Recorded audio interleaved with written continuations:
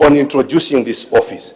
The spirit of introducing an appointed office into the Constituency Development Fund, the spirit of the executive in doing that seems to indicate that there is no trust of the elected members of parliament. So for me, I agree and support various stakeholders who submitted that this is a political office. By the way, I seconded the motion to abolish this position. Because first of all, this is a position whose functions and duties are not assigned in the Constitution. By and large, a district commissioner is a head of what? Because the Constitution assigns the head of the council, elected head of the council, as the head of the district. So I would like to state that I agree. Because what are you curing in the CDFC? If there's an issue in the implementation of CDFC, the Constituency Development Fund Committee does not implement. The issue should be the implementing agency, the council. So the stakeholders were right that introducing an appointed position where you have an elected member of parliament, who, by the way, Mr. Speaker, is the highest office in the constituency, is a member of parliament. So unless the members of parliament are not trusted enough, then you feel someone appointed must be there. But by and large, I support what stakeholders said, and I would like to state that for me, I would not be part of a decision to create an order of governance which you cannot even interpret. Someone from the executive legislature, they sit to approve projects. The reason why people elect members of parliament is to represent their views, including the development agenda. So, in light of this, I would like to progress to page 7 with issues to do with the provincial constituency development committee. Just the description itself does not add up. What is it? Provincial constituency. What is that? A constituency. Why do we want to increase bureaucracy? Do we want to run a centralized system? And what do you want to prove that the province, which the people who have the right to self-determination have not seen, which the province will see? There is nothing. So for me, this bill, CDFC bill, is dead ab initio, must be withdrawn, and make amendments to this bill. For me, I cannot be elected to come here and support a bill. Mr. Speaker, I'd like to give you an example. The country Kenya benchmarked CDFC model in Zambia. Look at how far they've gone. In the structure of the CDFC board, you won't find appointed agents from the executive. We need to be very systematic and be clear. If you want to take ownership as the executive of CDFC, which is a creature of parliament, by the way, of members of parliament, then take the fund out, run it independently as an executive, so that the DC, create district constituency, district funds, rather than you want district commissioners to sit with MPs to discuss what? I have an example in my own constituency. The provincial minister of Western Province and myself commission projects for CDFC. We leave. The DC also goes to commission the same project. Are these the people you want to bring in the committee? What sort of order is that where an executive, the highest office in the provincial administration, the provincial minister, they commission projects with the area MP. They leave. The DC also goes there. Cuts a ribbon alone in Nalolo constituency. For me, I cannot accept this. And this is unprecedented. For the first time in the history of this country, we have a law that attempts to disregard the elective powers of a member of parliament. The member of parliament is chosen by the people. If you are not happy with the MP who's been elected by the people, go campaign and ensure you get your MP. Because for me, Mr. Speaker, this whole act came from Parliament in 1996. It was solely in the hands of the MP. Today, we are saying, no, there are some people who say, you see the own money. How can it be own money? How can you have money to start building schools, which you didn't have during campaigns? And the people are convinced. Let this bill be withdrawn. We want to support, first of all, we support it as a flagship program. But can we have an organized system that will change the narrative? By the way, this thing that you seek to bring is dead ab initio. Withdraw it and amend. Bring it back. This bill. Order. Honorable members, this bill has been over-debated. It's time we make a decision. The Honorable Minister...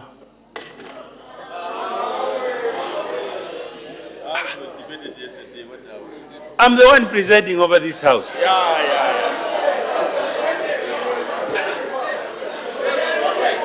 Yes. The Honorable Minister of Information and Media.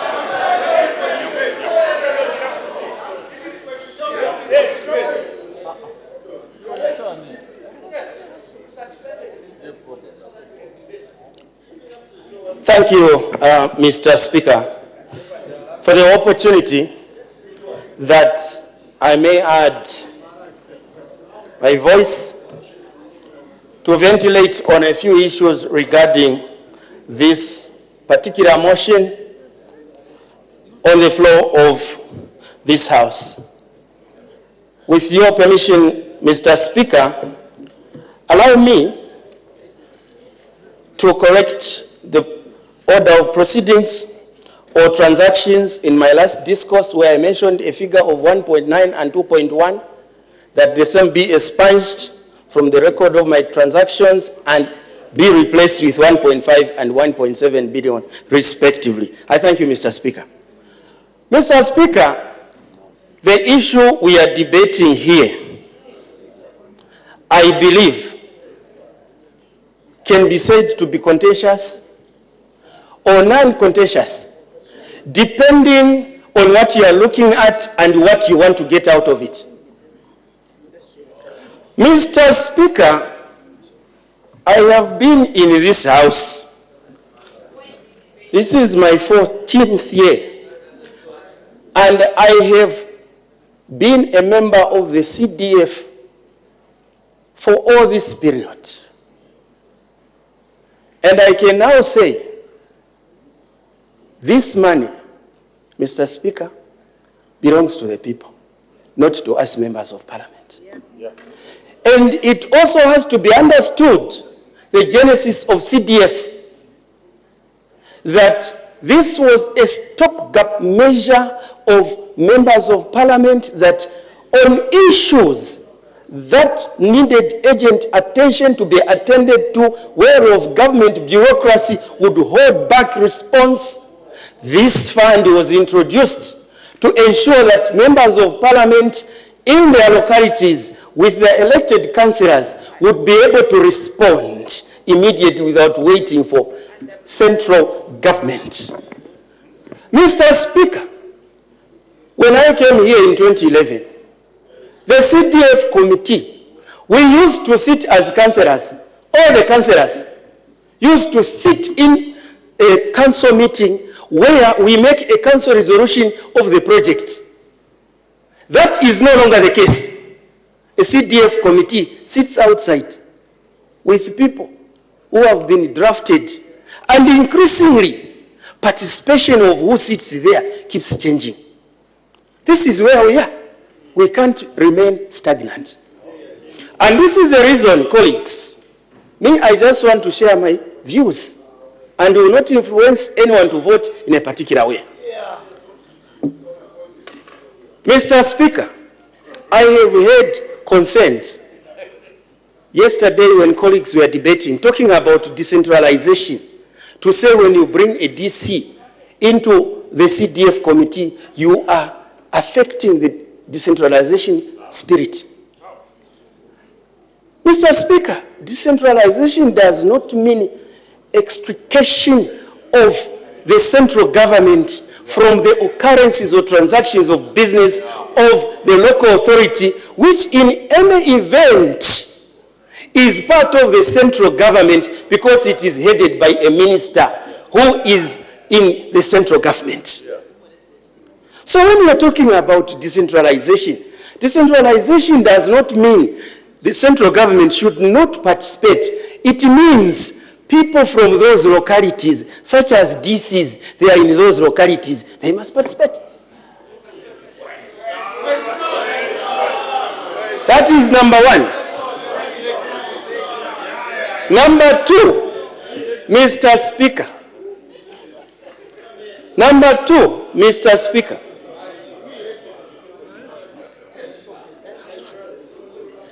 The CDF, under the new Dawn administration, ably led by His Excellency President Hakainde Hichilema, has now been enhanced.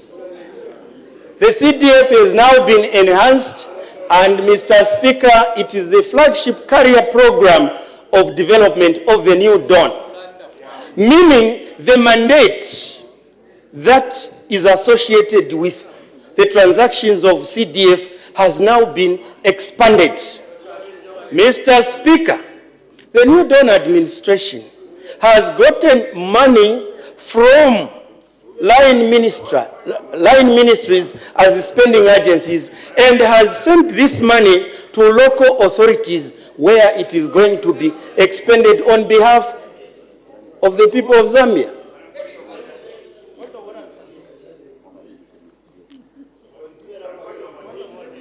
Honorable members, let's avoid debating while seated. Most of you were given an opportunity to debate and you were not interrupted. So let the minister finish. If you need be, there will be an opportunity for you to speak, you will. May the Honorable Minister continue. Mr. Speaker, the expanded CDF requires the executive to be able to participate in monitoring how that CDF is being expended. Mr. Speaker, in fact, this is a matter of law.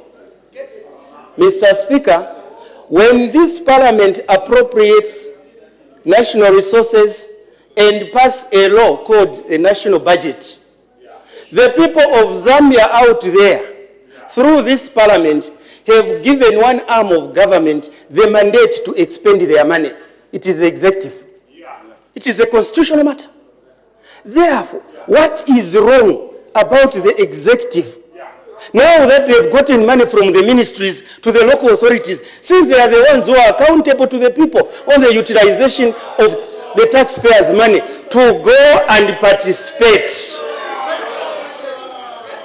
Colleagues, those of you who lack political stamina that you are fearing to lose from a DC's competition, up your game. Just up your game. You will come back to Parliament like me. We don't have to begin to make laws here that suit our aspirations. Because we are fearing that a DC will antagonize union constituents, then we must make a law to the detriment of the nation. Just up your game. In fact, use this same CDF, you will come back, because 30 million, how can you lose? You have 30 million to direct. How do you lose? Mr. Speaker, this is a matter with which we must look at without emotion and without interest. Let those who are saying, declare interest. Many of you, You are scared of losing to a DC. These are facts, colleagues. We must state facts.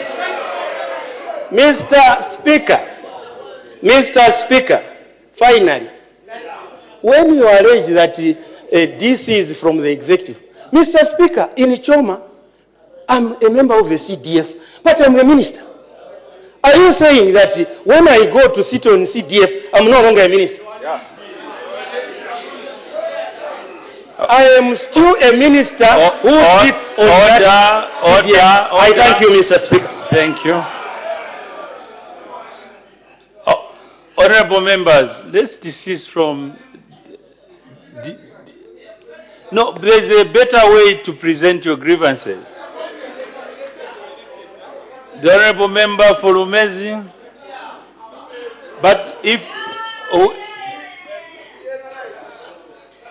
Mr. Speaker, I must thank you most sincerely for permitting the people of Lumezi to speak to this very important debate. This bill, Mr. Speaker, I'm convinced beyond any doubt of measure that is equating to debating ourselves. That is problem number one. Mr. Speaker, this bill should have been dealt with as a business house. The challenge is that we are putting our colleagues that go through difficulties on the right in harm's way. They will not vote freely. Mr. Speaker, this bill, Mr. Speaker, does not make sense.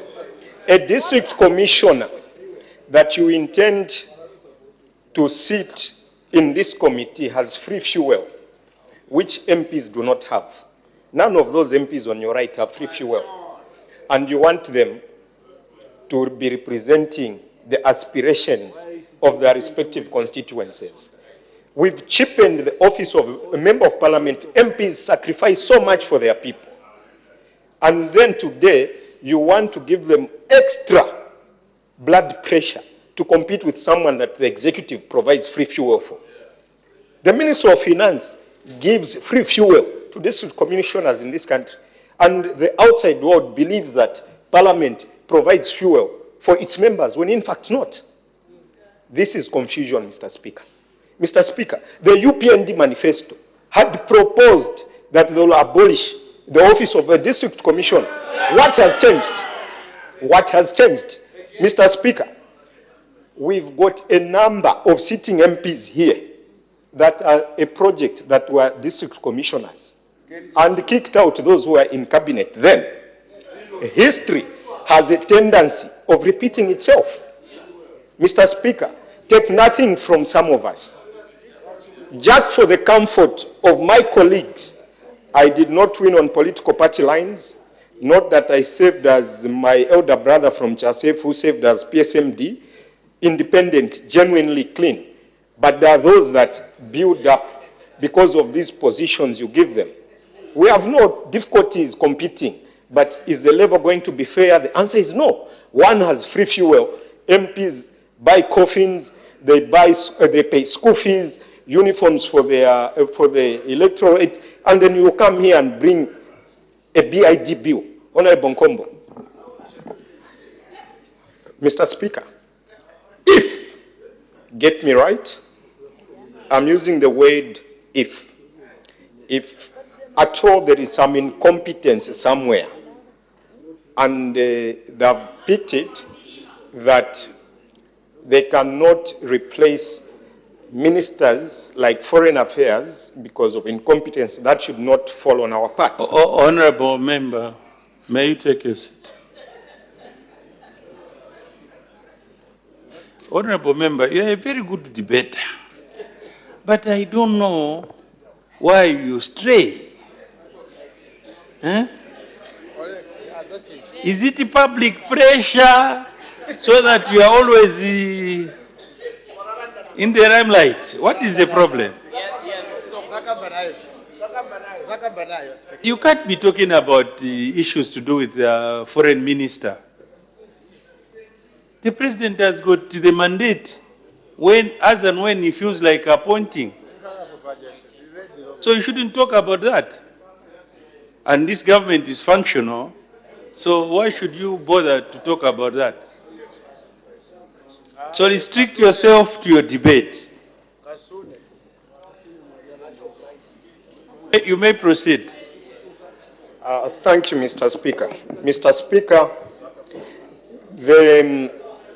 the rate at which MPs do not come back to this House, 90% do not come back. 70 to 90%, Mr. Speaker. Today, surely we should agree to lose that authority as MPs, as drafters of the law, because of one minister who has not agreed to have a consensus with members.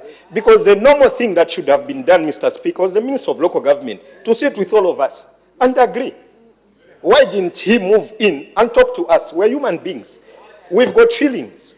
We've got all the qualities of a human being. Can we talk? But he, using the arrogance of numbers, Mr. Speaker, to impose the CDF rules is unacceptable. Mr. Speaker, I will not blame anyone other than the Minister of Local Government, because this bill has been rushed without reaching an agreement with the drafters of the law. Mr. Speaker, the other issue that... Honorable Member, now you are trying to be personal.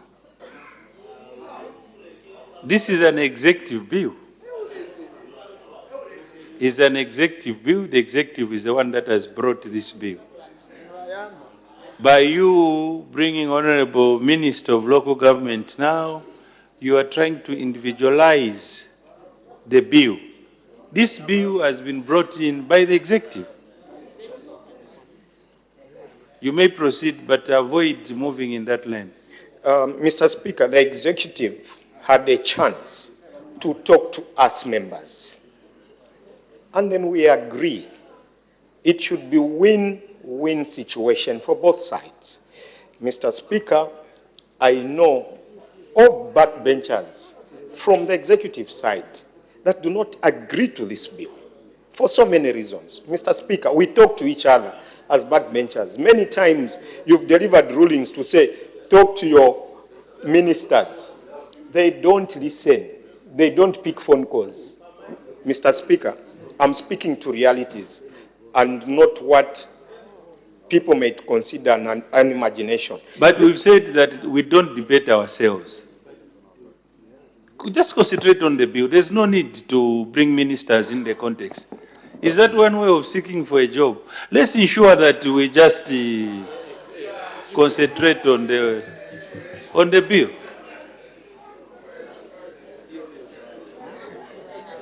So, Mr. Speaker, speaking on behalf of the very humble people of Lomezi and many other MPs that would not speak to avoid being whipped, I propose that the line ministry withdraws this bill in the interest of all of us that are seated here today. Mr. Speaker, it is not something that we do not want refined. We appreciate the allocation from the Minister of Finance on CDF. We object to be dictated to on what constitutes the composition of that committee. Mr. Speaker, there is no harm. There is no illegality on the minister withdrawing this bill. There is no need to rush this bill, Mr. Speaker. It is not about life and death. Mr. Speaker, it is a very progressive bill that speaks to the aspirations of our people, but for us to impose it on ourselves is wrong. Mr. Speaker, yesterday I was willing to support this bill. Today I woke up on my right side and I realized to say I'm going to oppose, because then I had seen the ills of it. Mr. Speaker, with these few remarks, humbly I request that the Honourable Minister withdraws the bill. I thank you, Mr. Speaker. Thank you. I'll just allow one member from the left, and then we'll proceed in that order. The Honourable Member for Chilubi.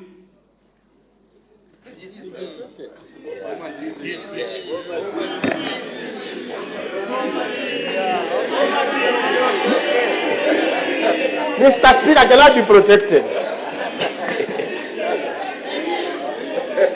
Well, you'll be surprised that I have not stood to debate about the DC. I just want to lay the way things are. I think my starting point, Mr. Speaker, is the Constitution. No, that's bad. My starting point is the Constitution, Mr. Speaker. Mr. Speaker, the Constitution, Chapter 1, says that any law that is in conflict with the Constitution, which is inconsistent with the Constitution, should not be allowed to take place in our republic to its inconsistency.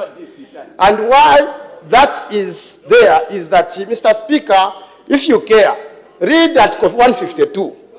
With many of the proposals that have been made, which are meant to micromanage a decentralization process, which is from 140 constitutional matters from 147 to almost 160. You read 152. It is clear. It says the local government will be the implementing agents at district level, and there should be no interference from the province and the national level. Meaning that even what we do now is wrong, where we have, I think we have introduced in the provincial committee, which is called the provincial, CDF committee. It is wrong. I know that was introduced through the statutory instrument 1123. It's wrong. So my appeal is really to the constitutional order conscious. It's not about who wins the elections. In any case, when we go in elections, both from the right or the left, anyone can lose elections or can win elections. So we should not paralyze this debate to bring it down to elections. We have a constitution to follow.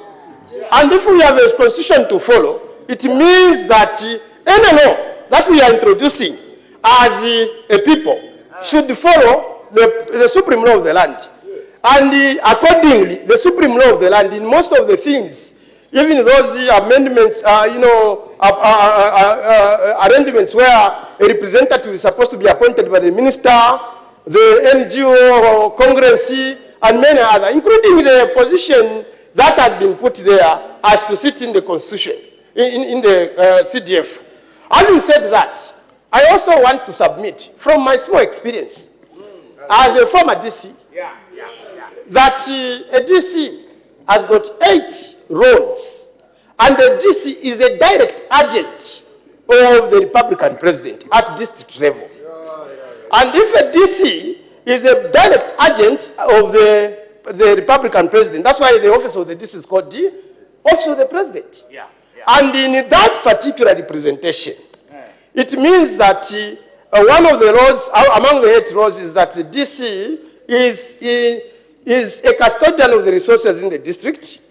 Apart from that, is also going there as don't say hey, going there in evaluation and monitoring. Apart from evaluation and monitoring, the DC, by those roles, has been permitted to oversee local government work as well as if there was a way of bringing in a person from the DC's office, not the DC, the figure of the DC, in the Constitution, then in the CDF, then we would have somehow circumvented the question of abusing the Constitution. But the current proposal, excuse me, sir, there was no such a thing. Yes. Honorable Member for Chirubi, is your mic okay? The way you are talking, it's so loud. I think it's okay. I'm worried maybe the facility may burst. You may continue. I think it's Dundumwezi. Maybe try to moderate your my voice. Your voice, yes. Try to moderate. Okay, I'll be there. I'll be yes. So what I'm trying to score is that let us not get excited. Laws have been made before. I mean, I remember the law that was targeted at the late Mark Boy and many other laws. That turned out to be. Let us not just think that we are the last people to exist as a parliament or the last government to exist. There will be the future. And I think this is an issue of posterity. Where, at what station do we want posterity to find us? Do we want posterity to find us at a situation where we are going to have a troubled conscience because we made the bad law which is against the constitution? I think we need to look at it. And I think the primary gauge, Mr. Speaker, the compass, the moral compass according to Article 8, which is talking about ethics and morality, is the Constitution. Whenever we are making any law, we should bring the Constitution and make it act as a mirror. And anything that doesn't fit in the Constitution, it's repugnant. And if it's repugnant, why should we go forward and push that law on the people? Mr. Speaker, I know that you gave me an opportunity which I should not abuse, and I know that we have to conclude this question. But this law, as it stands in terms of constitutional order, is a bad law. Yes. Order. The Honorable Minister of Local Government and Rural Development, wind-up debate. Mr. Speaker, let me thank you for the opportunity to stand here and defend this bill. And in doing so, I want to also give my sincere most gratitude for the feedback from all the members of Parliament who have debated this particular bill. It is very clear, Mr. Speaker, and I agree with Honorable Munia Zulu, who indicated that this should have been discussed in camera because the MP believes he's at the center of this matter. Mr. Speaker, when there is something to share. Honorable Msonda, do you want us to name each other, but tomorrow we are adjourning? Because if you continue, that is the route I'll take. If this is Mr. Speaker, pandemonium that is trying to be blown off for proportion, if it continues, I'll name one, which won't be good. Tomorrow we are adjourning. So let's adjourn in a good way. The minister, I think the whole country is ready to listen about this bill. So let's just give him a chance. Thank you very much. You may proceed. I was saying, Mr. Speaker, that when there is something to share, many people come to the party. From the vigor of the debates of some MPs about how we should profile this law speaks volumes that this indeed, the decision of the President to fiscal decentralize, to take money to the people was the right decision. And it should be all-encompassing. It should be all-inclusive. And this is the reason why I am very desirous today that we walk on this path together with everyone and not use what my young colleague, the MP for Lumezi, accused me of being arrogant with numbers. This has got nothing to do with numbers whatsoever. And it is demonstrated, Mr. Speaker, by the magnanimity of the members who allowed the deferment yesterday. The purpose of that deferment was precisely to give accommodation to the views that were billowing yesterday. It was hot in here yesterday. We needed to ventilate. And this is the reason why I did a letter to request to defer in order to include most of the MPs' concerns. And I can confirm, without any fear of contradiction, that we have engaged. We engaged at my level. We engaged at Her Honor the Vice President's level. We engaged one another. And unfortunately, we cannot call everyone to the engagement. We got representatives, senior members and junior members alike, new and old members alike. And in my own view, I want to make a commitment here on the floor of this House that the concerns such as the provincial committee has been fully heard because the government listens.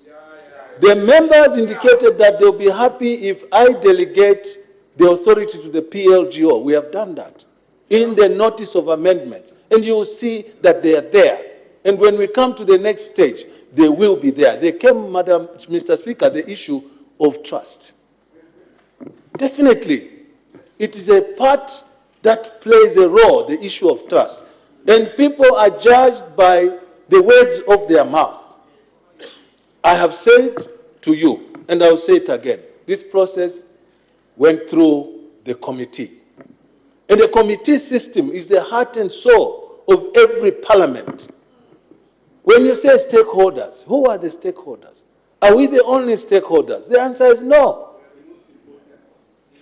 Someone says they are the most important. I give it to you. I give it to you because, you know, thinking, wishes has no boundaries. Where I sit here as a minister responsible, I'm here for servitude. And I don't think I'm the most important person. And this is why I'm saying I'm very desirous to work with you. The concerns that you brought out are in the notice of amendments, all of them. The only issue that we have not attended to, where we thought we could bargain and give and take, is the issue of the district commissioner.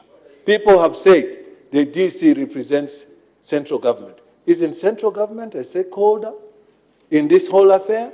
Isn't it central government that decided that we're going to give the money to the people? Why would central government just say, okay, we've given the money to the people and we have nothing to do with it? That is an act of irresponsibility. My call this evening is for us to search our souls and agree that from our end of the bargain, we have accommodated you. We are desirous that you also accommodate us. The issue of voting is the way to go. I would be a very sad minister if we were not magnanimous and unanimous around a matter like this. Laws are made in order to evolve. They are living documents. Anything that doesn't work can be revisited. For now, it is my plea that honorable members agree with this particular bill and we'll walk and soldier on together until we see any dysfunction. As a matter of fact, all but one of the contentious matters have been duly given to you. You have now the authority to align who you want to work with in the category of the youths, in the category of the disabled, in the category of the women. That has been given to you. Okay? And finally, Mr. Speaker, we must not use this platform for political imbroglio, as Honorable George Mpombo would say, to create an awkward situation out of a good intention. The DC is a stakeholder. The DC has got the right to participate in national building. The DC is the eyes of the president, and the president is the biggest shareholder, where his promises can be met, and they can only be met via offices such as my office, Minister, your office as MP, the DC's office, the mayor's office, the councillor's office, and everybody, including the citizen who has no particular job, but they are all stakeholders. So we must come out of the thinking that me as an MP, I'm the most important person in this particular debate, committee. Honorable Minister. I thank you, Mr. Speaker. May you take your seat, Honorable Member for Lunte. Point of order is at the discretion of the presiding officer. Once it's been indicated, it's not an automatic issue that you'll be granted. In this case, it's not necessary. Let's proceed.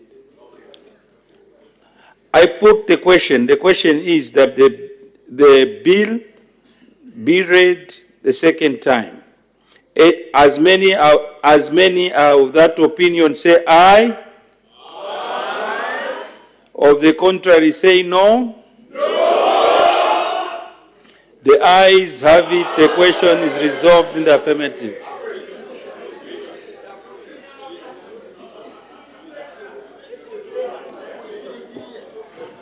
The division has been called.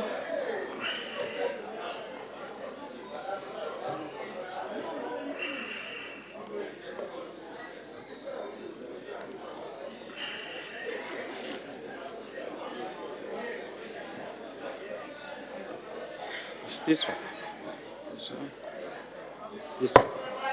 This one. A division has been called. Ring the bells.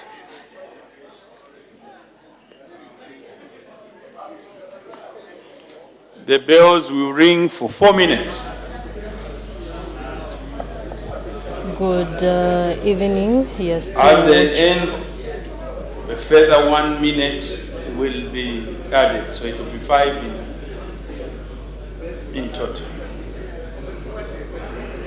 Good evening. You're still watching Parliament television. A division has been called on the Constituency Development Fund Bill, National Assembly Bill number 21 of 2023, which is being considered at second reading stage. And so bells are ringing. This is in line with the division that has been called on the Constituency Development Fund Bill, National Assembly Bill number 21 of 2023, which is being considered at second reading stage. And so we expect members of Parliament to vote. And still to come on the order paper, we have the Animal Identification and Traceability Bill, National Assembly Bill number 2 of 2024, which is Honorable coming member up. from Mambirima, this is a house of honor. Your behavior is becoming something else, and we won't condone it. You are expected to behave in an honorable manner. And you know, honorable members, let's ensure that we are in this house in a good state.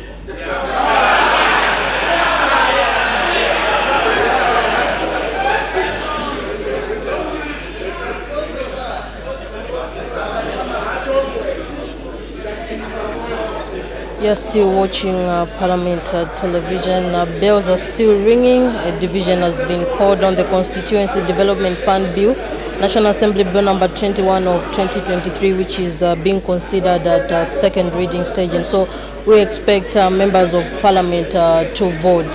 Still to come on the order paper, we have one more bill which is coming at a report stage. This is the Animal Identification and Traceability Bill, National Assembly Bill number 2 of 2024. After that, we expect a resumption of debate on a motion of thanks, His Excellency the President's address, a motion of 19th March 2024. That was moved by Chama South Member of Parliament, Mr. Davison Mongandu, that the thanks of this assembly be recorded for the exposition of public policy contained in His Excellency the President's address. And so bells are still ringing. A division has been called on the Constituency Development Fund Bill, National Assembly Bill number 21 of 2023, which is being considered at second reading stage.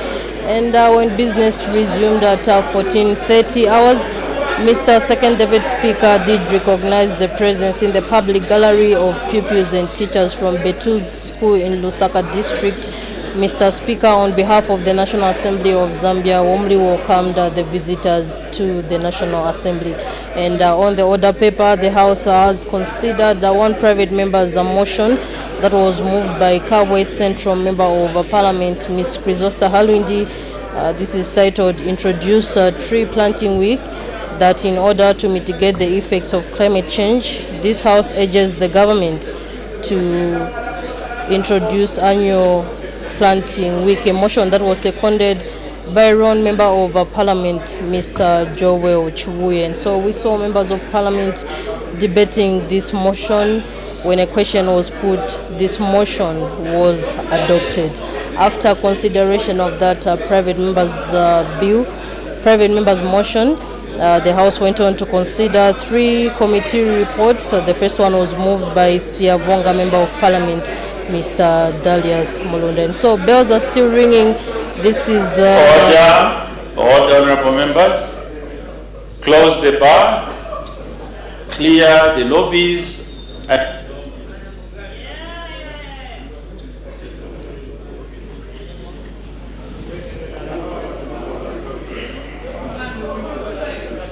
close the bar, clear the lobbies, and lock the doors.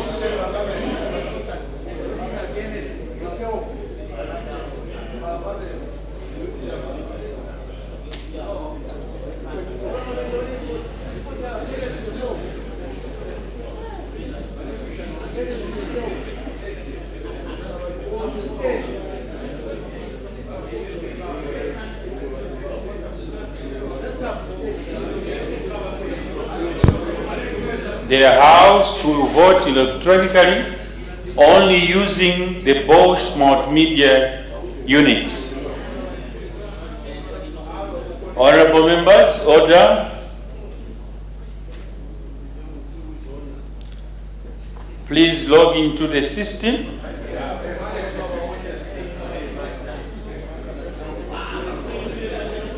IT, do the needful.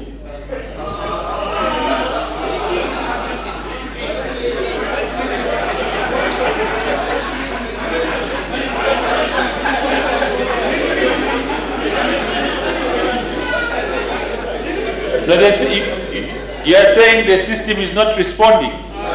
So let them do the needful.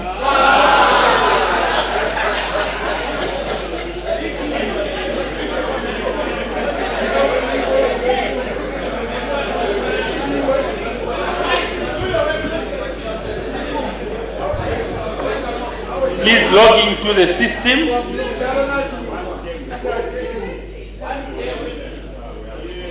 When you hear the paging sound, the vote has opened. And the voting screen is displayed on your microphone unit. Select the present key. On top of the right side of the screen, you will see the words, please cast your vote. Select one of the options, yes, no, or absent. Once you've selected one of the options, you will see where you have order. Honorable members, I repeat this sentence. Once you have selected one of the options, you will see the words vote has been cast on the right side of the screen. When you hear the second paging sound, the vote will close after 1 minute. You have just voted. The results are as follows. The clerk, may I have results? Honorable members, results can be seen. As we can all see, are we together? Are we together? The yes.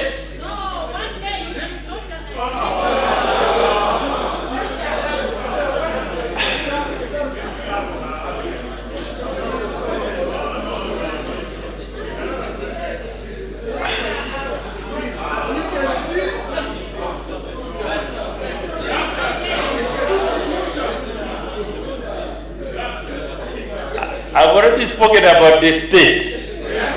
It's very important. Honorable members, let's mind our extra activities.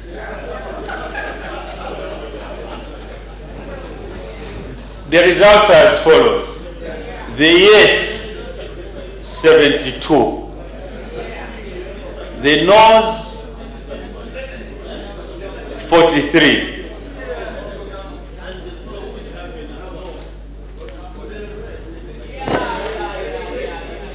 Order. The question is resolved in the affirmative. Let the bill be read the second time.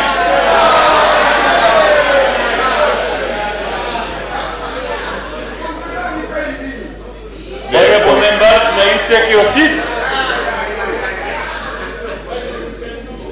The Constituency Development Fund Bill, National Assembly Bill number 21 of 2023.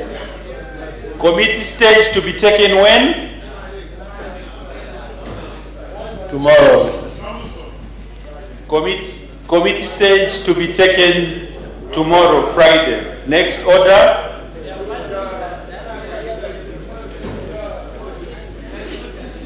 the Animal Identification and Traceability Bill, National Assembly Bill number 2 of 2024. Report stage. All the honorable members, I've got an announcement to make. Dinner will be served as follows. For honorable members, it will be in the restaurant here at the Parliament building. For the workers, the supporting staff here at the National Assembly, and those from the ministries, they will be served at the members' Montel. We'll adjourn at 1917 and reconvene at 2017. I thank you.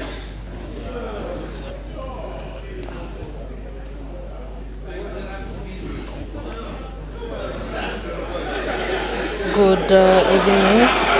We are still watching Parliament television. Business of the House has been suspended until 2017 hours, and the House has just finished considering the Constituency Development Fund Bill, National Assembly Bill number 21 of 2023, which was considered at second reading stage. And so a division was called on this bill. Members of Parliament voted. The yeas had 72, noes had 33, and so committee stage of this bill is expected to be taken tomorrow. And still to come on the order paper, we have one more bill which is expected to be considered at report stage. This is the Animal Identification and Traceability Bill, National Assembly Bill number 2 of 2024. After that, we expect a resumption of debate on a motion of thanks. And so we'll be back at 2017. Keep watching Parliament Television. Good afternoon. Good evening.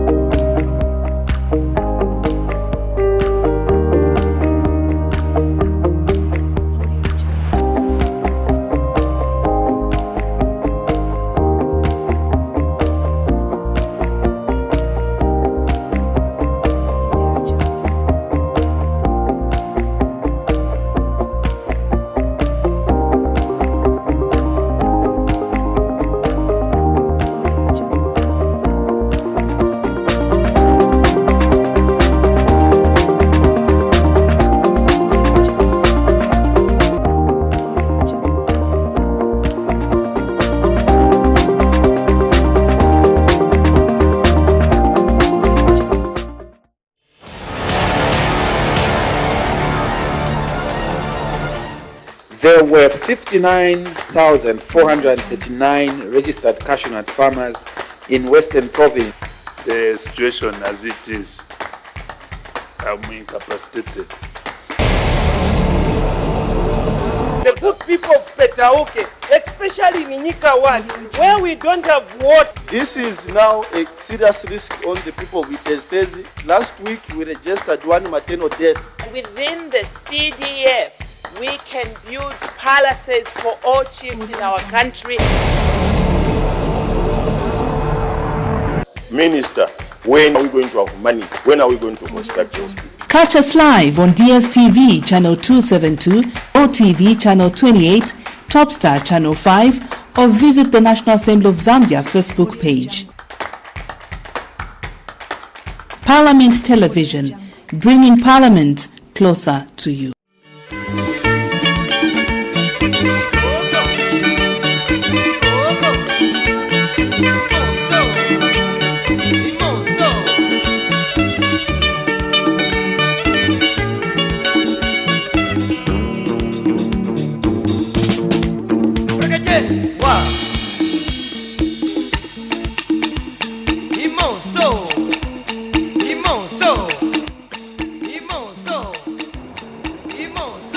Keep watching Parliament Television, a station that brings Parliament closer to you.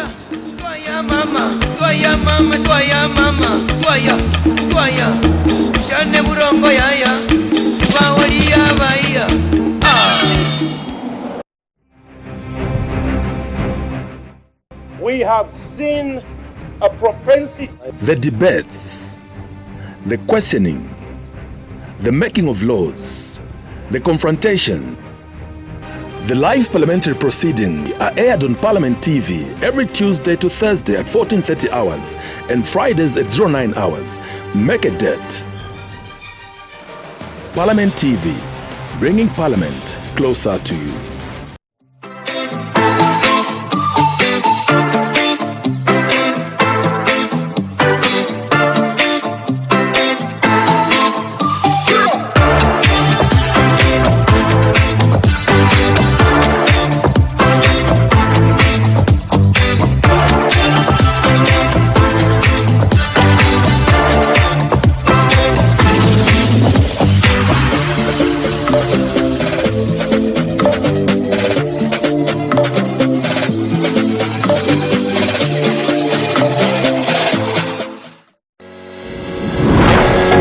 My e-Parliament mobile application. My e-Parliament is a mobile application developed by the National Assembly of Zambia in order to bring Parliament closer to you. You can download and install My e-Parliament from App Store or Play Store. Once installed, you can raise your concerns, provide your input, opinion and feedback on various projects or decisions being made in your constituency. On My e-Parliament mobile application, you can listen to Parliament Radio. You will have access to parliamentary documents such as bills and acts which are considered in Parliament. You will also have access to National Assembly social media platforms such as Facebook, Instagram and Twitter. You can also watch parliamentary debates live on our YouTube channel. Download My e-Parliament now. My e-Parliament, bringing Parliament closer to you.